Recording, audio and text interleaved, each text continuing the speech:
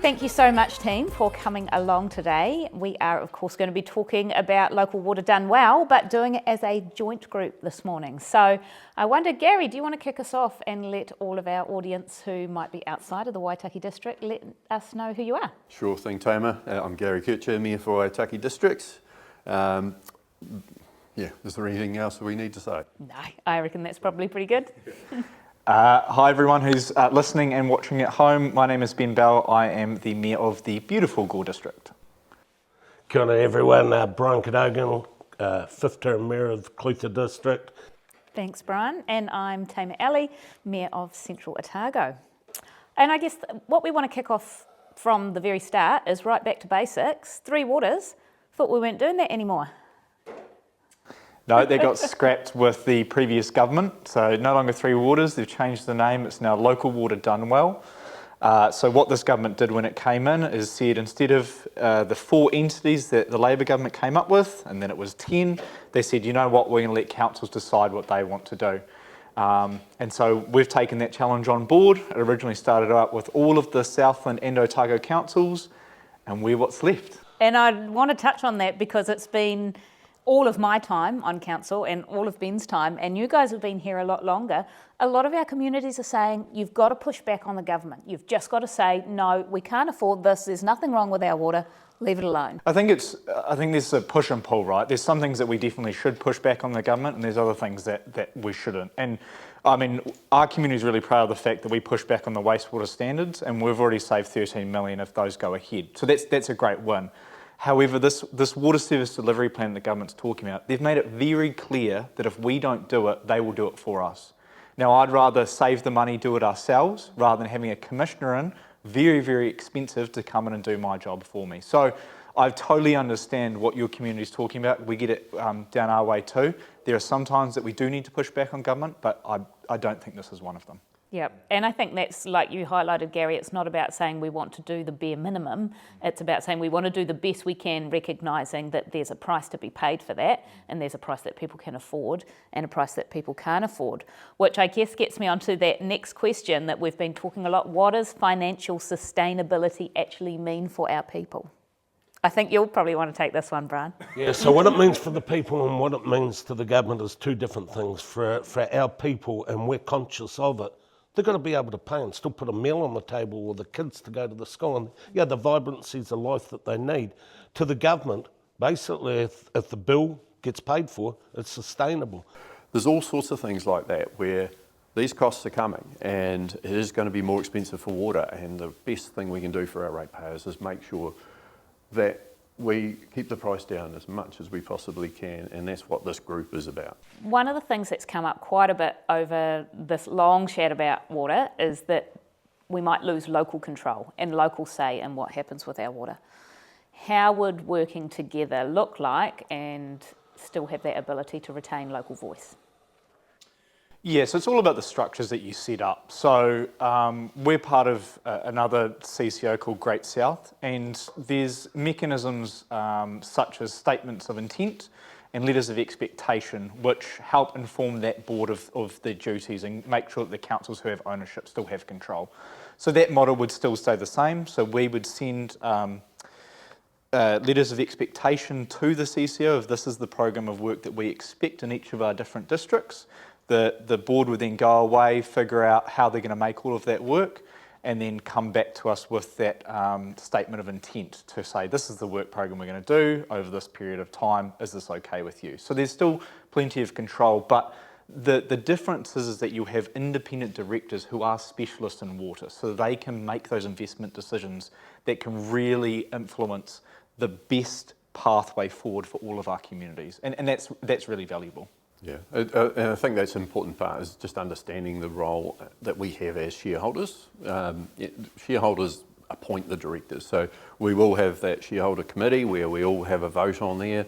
We will appoint directors not based on where they live, not based on who we know, but based on the skills that they bring to it to make good commercial decisions around how to best deliver that service at the most affordable price. So those are important aspects that are going to just change how quickly decisions are made, how quickly work is rolled out, and how they can still be answerable to the shareholder councils. Is a CCO the first step to privatisation of water? No, I think the first step to privatisation is not doing water properly. That's when the private sector steps in and can do the job better and more efficiently. That's the first step towards privatisation. And I think it's always been a red herring scaremonger. Oh, it's privatisation. Not one of us has ever thought this was heading to privatisation, and we would fight. Well, that's just an absolute no. It is not. It's written in the legislation. It keeps coming up. But for goodness sake, there's enough critical issues to deal with without the issues like this that just don't exist.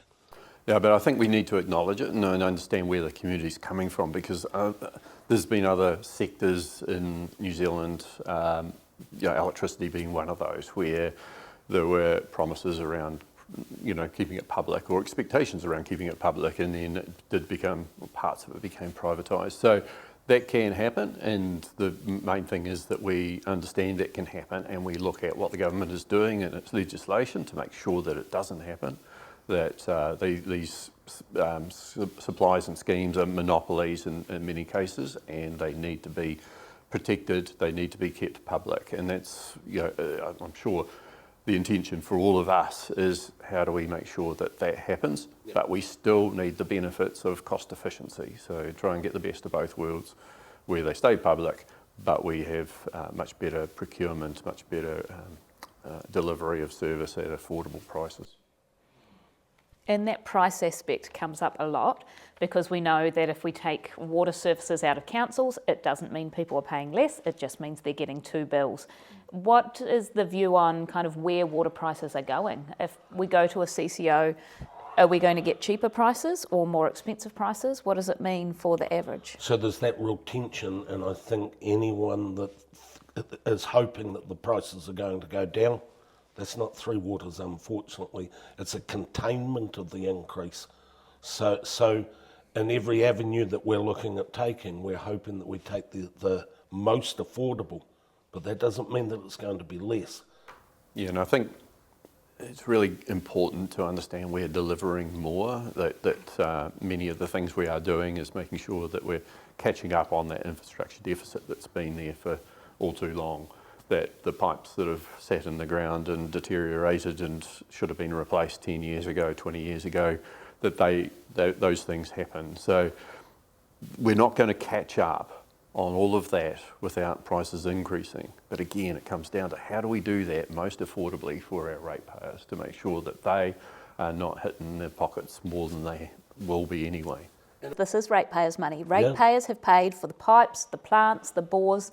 Is this selling off of assets? Who would own them if it was in a CCO? I think this is the key difference between what Labor are proposing with their Three Waters model and what's been proposed by this government, is that councils will retain that ownership. So with the previous Three Waters, we were giving our assets to an entity that was ultimately run and controlled by central government. That isn't the case. The councils will still retain ownership, but as Brian said before, just an arm removed. But ultimately, we'll still be, the buck will stop with us. But how do we define an asset, Ben? Because an asset to me is sort of like a car or something that I can sell. But when you have an asset called Three Waters, you've got a litigious and financial risk that just never goes away. Yeah, we call them liabilities, not assets. But asset to have, but you can't dig them up and sell them. We've tried. No, but they are assets in the sense that they deliver something that community is lifeblood. You can't get any more fundamental around what some people need than water. We've had a lot of talk around our council table and with our community about the fact that the status quo doesn't exist anymore, and that we would call it, I guess, an in-house option, and that is one of the options for people. Why don't you think that is a viable option going forward? Why is it not the preferred model for our councils? I think a lot of our community believes that there's many things in council that we do because we have to, because the private sector won't pick them up and so on, and they don't necessarily believe we're the most efficient about that. But when it comes to an in-house model, Water is exactly that. It's not the most efficient way of delivering it. And so we need to be looking at what is the better way. And the in-house model, as you say, it differs from the status quo, because the status quo is going to change. We're going to have an economic regulator coming in. They're going to be telling us a lot more about what has to be done and what we can charge, and not only don't charge too much, but sometimes it'll be you need to charge more because you're not charging enough to pay for the depreciation for renewing those next lot of pipes, whatever it might be. So there's going to be a loss of control there anyway. So if you put all those different things together, just different aspects, in-house is not the same as status quo. It's not efficient, and there's going to be a loss of control. So let's look at what's the best way of keeping as much control as possible, but making sure we've got the cost affordability. And if you were to take a linear look at it, let's be fair, it's close. It's close for us between going alone and coming and joining the CCO, and that's what this discussion is about.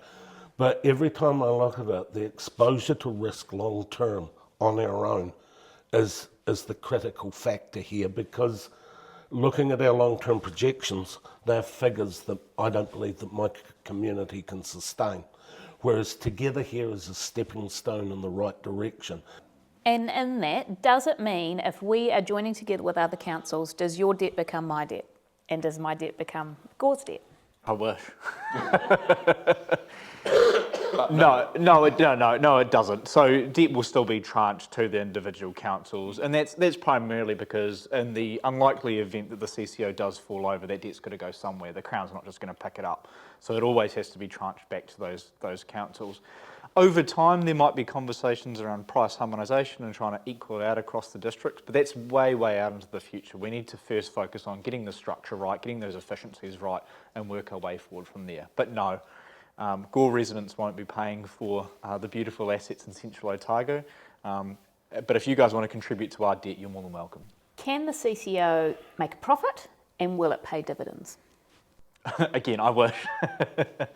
No, that's been really clear. I think they did design that in Australia, that the water CCO would pay dividends, but nearly none of them actually returned any. So we've made that really clear in all of our discussions, and I'm getting nods that no, there won't be any dividends paid. The water CCO is not looking to make a profit; it's just to do it as affordably there you go, as possible. Yeah. And what would be the point? We take the money, extra money off the ratepayers to give them a dividend. That makes sense. You know, it's once again is one of those red herrings that are just distracting from the real critical issues that we've got to deal with here. Most councils that are going alone are going to smash into their debt ceiling straight away, and then they're making compromise decisions. So tell me what is a debt ceiling, and what is, when we talk about going to 280% or 500%, what does that mean? So it's a proportion of the revenue. So if you're getting 10 million in, 500% is that you can have 50 million of debt.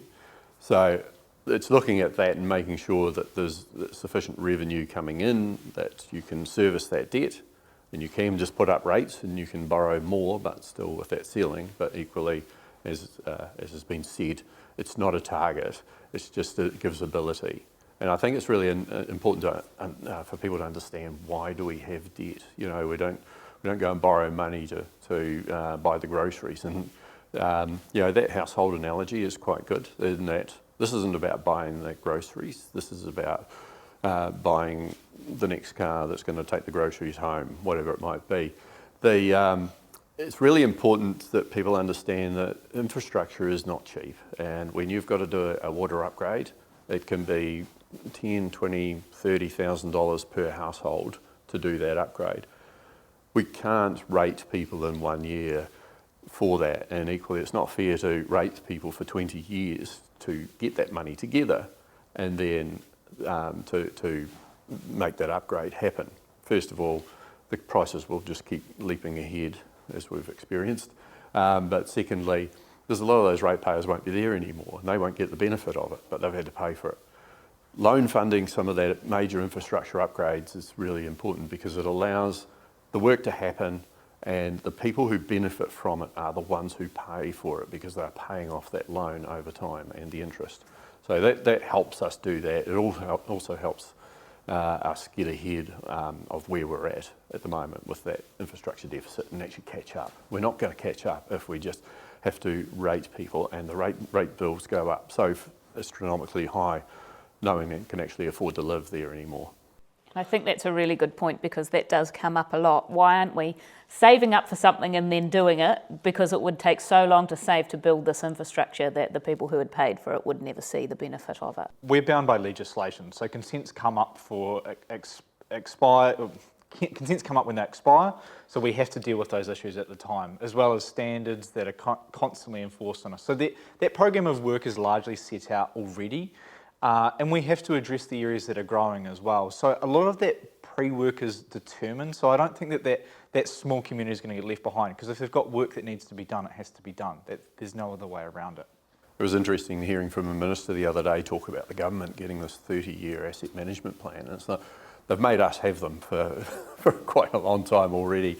So we've got that planning as to what's going to be happening over the next 30 years. We've got our long-term plan, which is the budgeting, and that sets out in more detail what those different projects are going to be.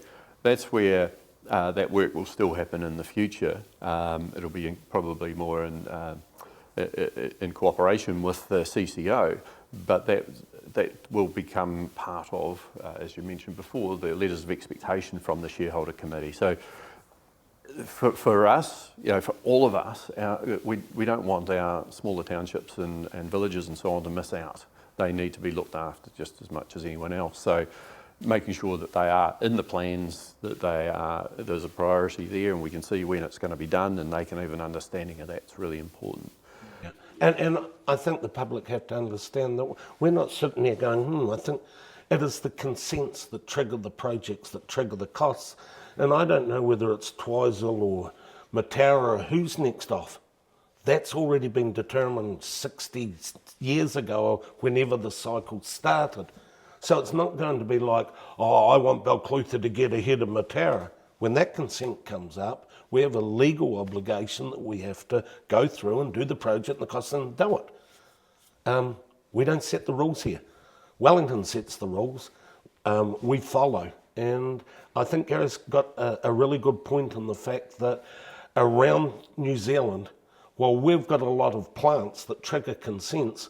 What about the townships that are still septic tanks and on roof water? They're not triggering anything. So there's got to be a lift up everywhere, and it's a huge job. But don't think that the four of us are going to be saying, I want Balclutha before Oamaru. That's not fair. We've got no choice in the blimmin' matter. It's consents. But I think that's also one of the benefits as well, and certainly the biggest benefit for me around efficiencies is that at the moment, these infrastructure plans that Gary was talking about, they're all separate. So we go out and we go, here's 3 months worth of work, thank you very much. If we join them all up, we can go, cool, 3 months here, and then you're off to Balclutha for another 3 months, another 3 months in Cromwell, and that builds a really good program of work for the people who go out and do this stuff on the ground. Because ultimately, if you're doing, hiring some people for a small amount here, or you've got 2 projects on at the same time in different districts, super inefficient. So if we can line that all up, that's where you'll really get to see those gains. And the other one I've never been able to work out, Ben, is that every single council and every single plant does a bespoke, it's like the first time it's ever been produced. We should only have 3 or 4 sewage plants and water plants, and Mataura's getting that one, and away you go, and take all those costs out. And it's this combining and working together that you're going to get the procurement and the touch wood, it's got to happen. But it's going to be a long game. And I think that's one of the challenges for our communities is we've had to go out with some figures, and they are in the document so that people can get an idea. But there's a lot of pushback, people saying, you don't know what these costs are going to look like in 5 or 10 or 20 years' time. What do you sort of say to, I guess, those people that are worried that we don't have the figures right, that we couldn't possibly know what the future holds for those numbers? The figures are very conservative, and in fact, too conservative. We're getting told by Department of Internal Affairs and people who should actually know within that department. When these CCOs get set up, you should be expecting 15-20% efficiencies. The numbers are based on 1.5–2% efficiency, so they are very conservative. They're really not allowing for much efficiency overall, but and just another example of the efficiencies that will be gained is that not only will all that duplication of those different teams that were mentioned before, not only will they be reduced down and focused, and the costs reduced, but things like consultants. At the moment, we spend between $500,000 and $1 million on consultants each year for water. If you've got this large team that it doesn't have to have all this duplication, they can employ in, because they've got the scale there, they've got the work there, they can employ in those expertise, those skills that they would otherwise have to go to a consultant for, and that you would go to a consultant for, and you. We would actually employ those people on the team, and that would just keep the costs down on those. And when we talk about the cost of setting up a CCO, obviously that would come with a cost. And does it come with a bright, shiny new $80 million building? Like, how would it work on the ground? We've got to be realistic here, Tamah. We're doing our best, and there is going to be costs, but there is going to be savings. I think coming back to your question before there, Tamah, around whether we're going to have a big flash new building, it's kind of the beauty of the 4 councils we've got at the moment, is there is really no one central location. There isn't a township that makes sense that's right in the middle. I see Brian's about to say Balclutha is, but whether it's Balclutha or Cromwell or Gore or Oamaru, it doesn't make sense to have a head office in any one of those areas. So the ethos that we've taken with this project is we want it to stay, in our areas as much as possible. So same people on the ground. If you've got Sally who's out there fixing pipes today, that'll still be the same after the CCO comes together. It's just about streamlining that upper management and reporting lines and efficiencies in that area, not actually where people are placed. That might be easier said than done, but that's definitely the ethos that we're taking on this. And parochialism in the past has destroyed opportunities like this. Because everyone wants the jobs in their district. It's much more about what the rates are going to be and how do we keep them affordable. And while you might gain a couple of $1 million of jobs over here, if it's costing your community much more than that, then why do it? So where the head office is, we're not so bothered, although Oamaru would be a good site. But the reality is the people on the ground, as Ben says, that's the important thing. People, our ratepayers knowing that the service will, if anything, get better, not worse. That the people, the response times will be defined and they will be made sure that they are complied with. That the level of work that's being done, the standard of work, that's going to be as good as ever. If not better. And so all of those things will be the same at the local level. Yep. One of the things that was a real sticking point under the last government for Three Waters was this idea of co-governance. Is this co-governance by stealth? What does this mean for iwi? No, it's not. Obviously, we're having conversations with iwi.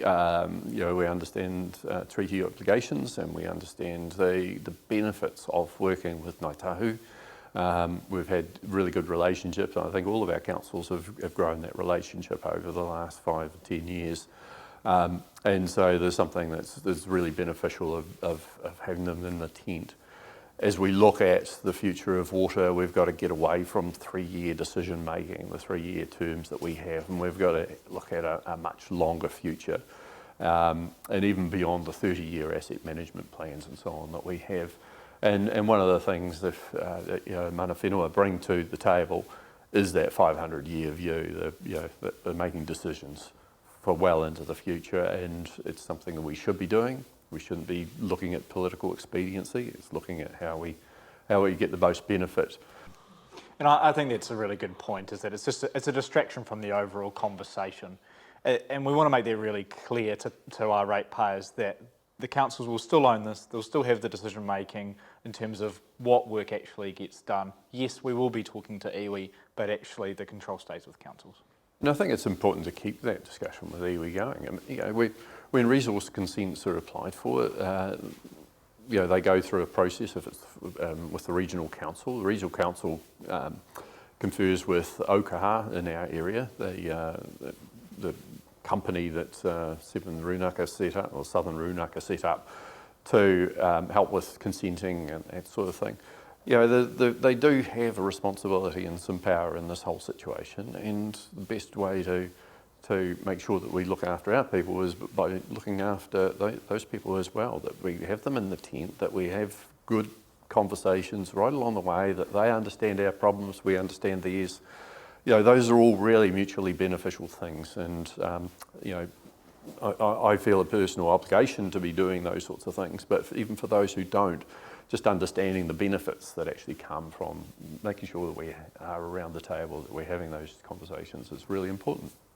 And I guess getting into the nuts and bolts of how it would work, I've got a leaking water Toby in Naseby. I ring the hotline. Am I going to get someone that even knows where Naseby is? How will I see that service retained that people enjoy now? The boots are going to be on the ground. The person that's probably fixing your Toby will be the same person, like Ben said before. I would imagine the top echelon could change, but the boots on the ground are going to stay the boots on the ground.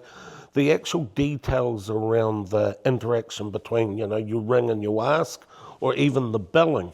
Okay, there's going to be a transition and we're going to work through those details, but these are one of the realities that we're going to have to face. It's the conversation that was had, all the staff are going to move to Christchurch. Well, how ridiculous. No, they're not. Please have some trust in us. I know that that's something that might really jangle the nerves of some people, but do you really think that we're not going to maintain the boots on the ground and streamline those service delivery efficiencies? We have to. That's the game. And I think it builds redundancy in the network as well, right? Is that if all of your operators are out doing other jobs, then you can pull, for us, we just pull on Clutha because we're working with them anyway. Someone could drive across, and it actually helps build redundancy in that system rather than the opposite of going, all of your operators are out, living in their life in Central Otago. There's no one there to fix it. That's not the case at all. Yeah, when you think of it, our head depot is probably 120 or 30 kilometres away, whereas yours would be only 30 or odd over to Tapanui. So, we've put arbitrary lines on a map 100 years ago, and now we're trying to call them efficient. No, they're not. I think it's also important when you think about like civil defence as well. We're on the Matoda, you guys are on the Clutha. The likelihood, touch wood, is pretty low of those both flooding at the same time. So it's that, again, redundancy of the network of being able to help each other out to send resources where they're needed. One of the things that's come up a couple of times is that this is a fait accompli, a sham consultation. We've already made our decisions. Go and tell my councillors that. Yeah. What do you guys think is the future? We've called this a consultation. It's also an information and an engagement. We're trying to put as much information out there as possible. Has your council already made the decision about what this is going to look like, formally or not? Our council hasn't, and there's still some different views around the table, which is absolutely understandable, and it's good for democracy. I have been critical of the consultation required for this because many of us have spent quite a long time talking about water, becoming subject experts in the matter, and it is very, very complex, and there's a whole lot of different moving parts, and it's taken a long time to understand as many of them as we have, and take my hat off to our relative newbies of getting up to speed as quickly as you have, because there is so much there. And it's really difficult to expect our community can understand all of those different aspects just by reading through a document. And that's if they do read the document. Some of them will go straight to the submission, and they'll fill out the submission and they'll give their view on it. So it's difficult for me to say, yes, this is a true consultation where everything will be taken and we will enact everything that people say, because we simply can't. At the end of the day, I'm here to work on the best interests of my community, and if that's to make sure that they get the best quality service at the most efficient price, then I feel bound to do that. Now, it doesn't mean that I won't be listening to everyone's view. I will be. There'll be some elements in there that that maybe haven't been considered. There'll be elements in there where it actually suggests to me that actually we need to tell our community more about this part of the reform. So there will be some things that come through from that. It's not that those submissions will be ignored. It is simply acknowledging that at the moment, a joint CCO with willing partners is going to deliver the best service that we can at the best price, and that's where I'm at. And I'd like to say, convince me otherwise, but none of the evidence that I've seen in the past, none of the evidence I'm seeing now is coming close to that. And in fact, we've got one person who's taken out a full-page ad comparing the CCO proposal with Wellington Water. Wellington Water is a disaster. It's like, have we learnt anything from that? Yes, we've learnt a heck of a lot. Wellington Water is actually moving towards a model which is more like what we're actually trying to put together. So, there's all of those things where people will make a decision based on some misinformation like that, because we're not going to be following Wellington Water. We will be learning from it, and we'll be making sure that we're basing our model on a successful model, not on one that caused a lot more inefficiency and cost. Because can I just quickly touch on the Wellington Water model, because it's come up in my community a fair bit as well. So the difference between what we're proposing and what Wellington Water is they're actually two different types of CCO. So Wellington Water is a management CCO. What that means is that the Wellington Council still are the rating body for that organisation. So what's different to what we're proposing is that the CCO that is proposed you'll get a waters bill, so they'll do the charging. So that eliminates the risk that has ultimately led to that, the inefficiencies you see in Wellington Water, of they go, we need 14% more, and then the council turns around and goes, well, we're giving you 5%.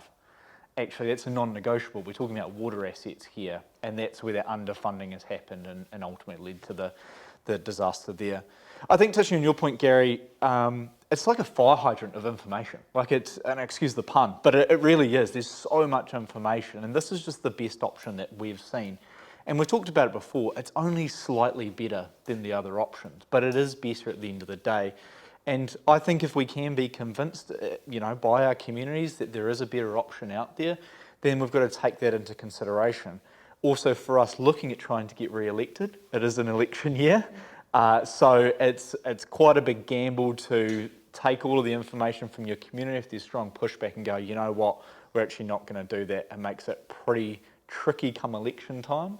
But ultimately we've got to do what's best for our communities as well. So we'll take all of the information on board, we'll put into a big mixing pot, and that's how we make all of our decisions.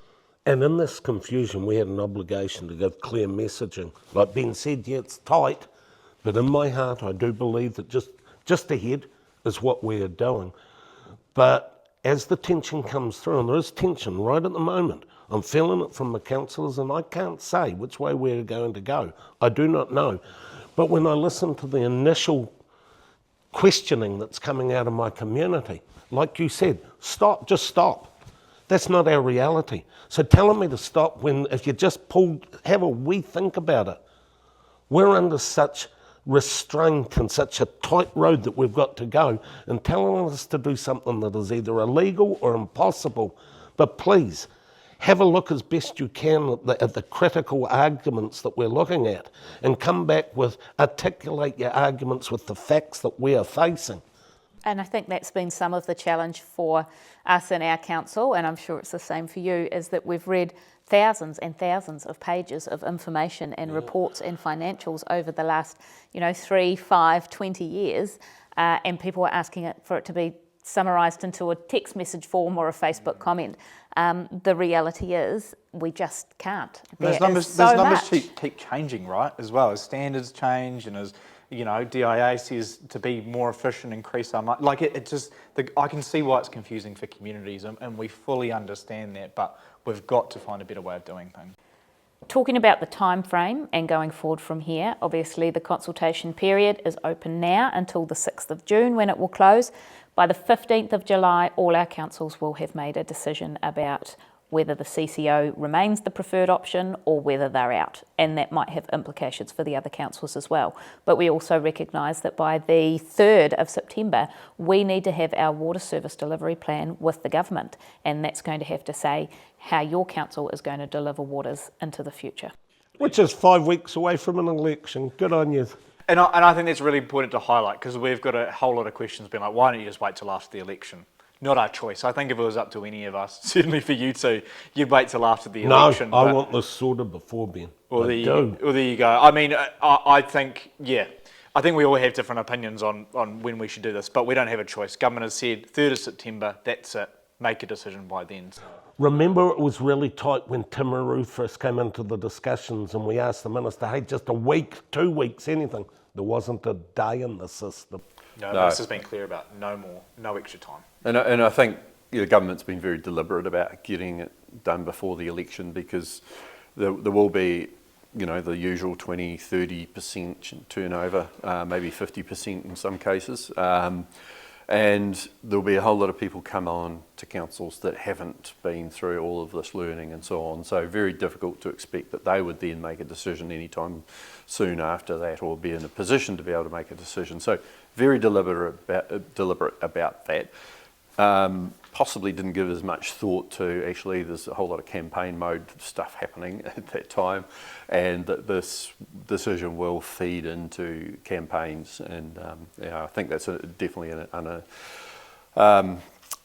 unavoidable and undesirable side effect of the whole timeline that we've got.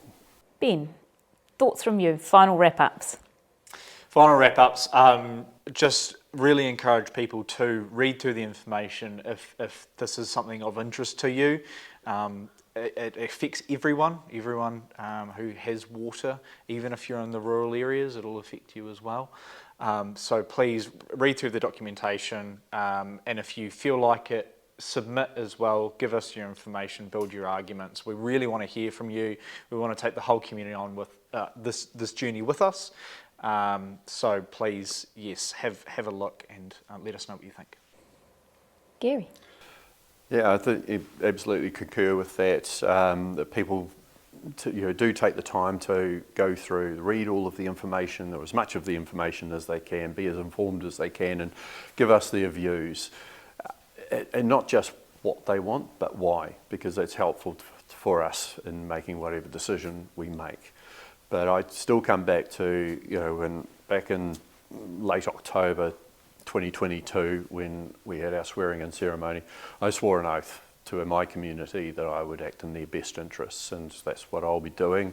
And I want to be informed by their comments, and I will make the best decision that I can, and I'm sure every member of our council will be doing the same. Brian?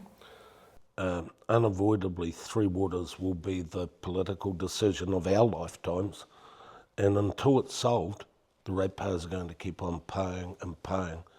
It's behoveth on us to find that solution, and yet in a lot of ways, I don't know if the true solution is there to be found. If it was there to be found, how come one of the 67 councils hasn't done it to date? So we're right in the middle of it, and like Gary said, just as long as we keep on going back to that one thing, keep fighting for your ratepayers, keep trying to get the best. And I know that, if the public were half as frustrated with it as I am, there'd be riots.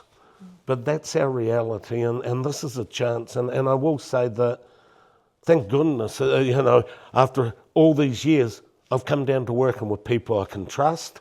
We haven't fallen out with each other, and there's hope for the future from this group. So thanks, team. It's been good working with you. I guess for me, the playing field has changed. When we first started delivering water as the councils that we now are, the game has changed completely. The expectations of people have changed, the expectations of the government have changed. We need to keep up, and like you pointed out, Gary, we've all taken an oath to do the best for our individual districts, and as Brian highlighted, so long as everybody is benefiting, that means my ratepayers are benefiting as well, and we want to benefit not just for the next 3 years, into that longer term view. So hopefully we will see a lot of submissions coming through and ideas if we haven't caught everything. But I guess thanks very much to everybody who's taken the time to watch our little chat show, and safe travels home again. Thanks very much. Thank you. Kia ora, Kate.